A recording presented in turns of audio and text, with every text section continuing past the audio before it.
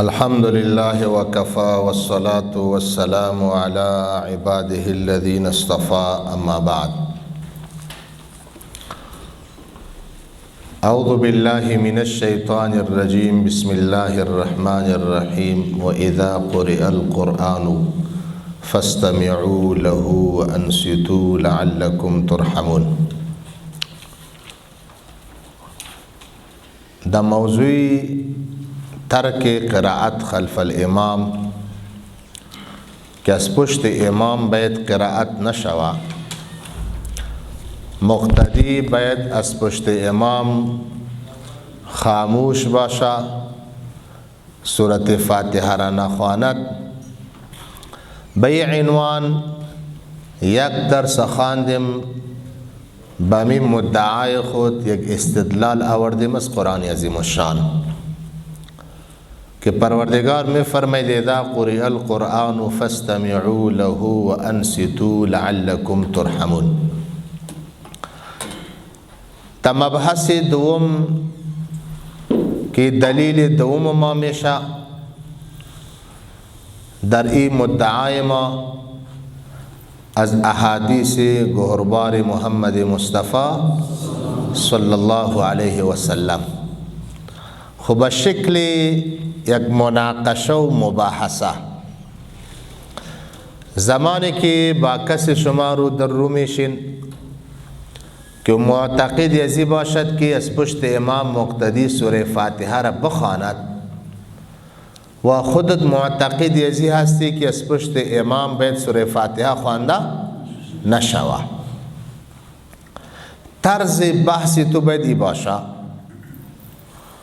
برای ازی مقابل خود میگی که لطفاً برای مهربانی در احادیث به ما بصراحت نشان بده که مقتدی وظیفه چی هست، از پشت امام مقتدی بخواند یا نخواند.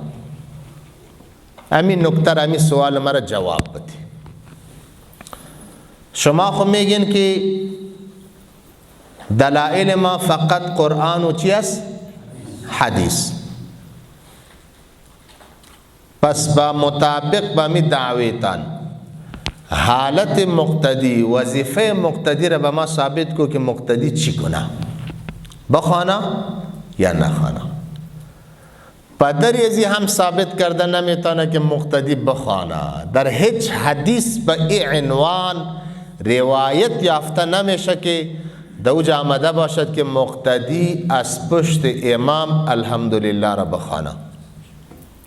این بعد روایات پیش خواد کرد که در صحیح بخاری می آیا لا صلاة الا بفاتحة الكتاب، نماز درست نمیشه تا که چی خوانده نشوه؟ الحمدلله خوانده نشوه. بگو ما خدای مشکل ندارم، خدای نخواستم از حدیث منکر نیستم، حدیث با هر دو دیده. نه وظیفه مقتدی را به ما در حدیث نشان بده که مقتدی چی کنه، بخوانا یا نخوانا. در هیچ حدیث برات ثابت کرده نمیتونه. ایره که یک ذره پیچک کردی در مجلس متوجه میشه. خیلی مناسب تو بگو که مقتدی چی کنه. بگو من میگم از روی حدیث میگم که مقتدی باید چی بکنه. خو اما غیر مقلد تمام عمر خود آگادهی صرف بکنه که بپالده ذخیره احادیث به این عنوان حدیث یافته نمیتونه که مقتدی از پشت امام سورة فاتحه را بخوانه. به این عنوان حدیث یافته نمیتونه. خو ما میتونیم که به این عنوان روایت پیش بکنیم که مقتدی از پشت امام سوره فاتحه را نخواند. مطلب مرا گرفته باشین انشاءالله. اول او را بامی وادار میکنی که روایت یک دلیل پیش کو که وظیفه مقتدی دیش معلوم باشه که وظیفه مقتدی چیز بخوانا یا نخوانا. به این عنوان حدیث یافته نمیتونه. غیر از عمومات، غیر چی؟ بالمقابل یزی لله الحمد ما با دعوی خود و با تایید مذهب خود روایت داریم که وظیفه مقتدی را نشان داده دو. روایت اول ما هسته چپتر در صحیح المسلم جلد 1 صفحه 303 در اینجا یک حدیث طولانی هست. قال ابو موسى اما تعلمون كيف تقولون في صلاتكم ان رسول الله صلى الله عليه وسلم خطبنا فبين لنا سنتنا وعلمنا صلاتنا فقال اذا صليتم فاقيموا صفوفكم ثم ليؤمكم احدكم فاذا كبر فكبروا. حدیث بسیار طولانی هست. میگه پیامبر علیه السلام با ما طریقه نماز ما را با ما بیان کرد. اذا کبر الامام فکبروا، زمانی که امام الله اکبر میگه شما مقتدی هم همراه چی بگوین؟ باز لفظ بیایی و اذا قرأ فانصتوا، پایین ما زیرش یک خط کش کردیم دیدین؟ اذا قرأ فانصتوا، زمانی که دمی صفی دو داخل سیل کو. اذا قرأ فانصتوا، زمانی که امام قرائت میکنه شما مقتدی چی باشین؟ خاموش باشین.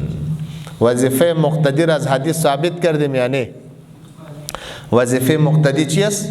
انصات، سکوت، آرامی. و شما بگو نر شوین یک روایت پیش کنین که دوج آمده باشه اذا قرأ، زمانی که امام قرائت میکنه فقرؤوا، شما بخوانین، نشان بدین.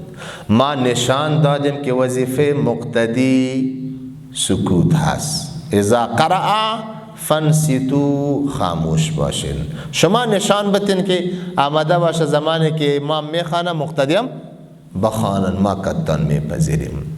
این بود دلیل اول ما از احادیث محمد پاک صلی الله علیه و سلم.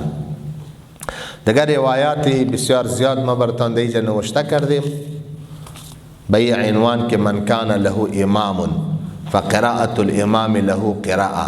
بسیار به تعدد طرق زیاد حدیث وارد شده به بسیار طرق که حوالجاتشان به اسنادش ما دی چپتر براتون نوشته کردیم به این عنوان من کان له امام، کسی که امام داشته باشه فقراءة الامام له قراءه.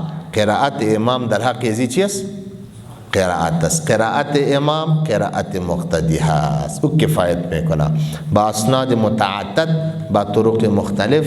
این روایت ما درج ازی چپتر کردیم، از جا شما مطالعه کرده میتونین. حاصل درس امروز ما ای شد که مخالفین یک روایت نشان داده نمیتونن که دوجه وظیفه مقتدی آمده باشد که وظیفه مقتدی چی هست، بخواند نخواند. اما ما به تایید مذهب خود حدیث نشان دادیم که وظیفه مقتدی دوجه معلوم است که مقتدی باید نخواند، قرائت نکند از پشت امام.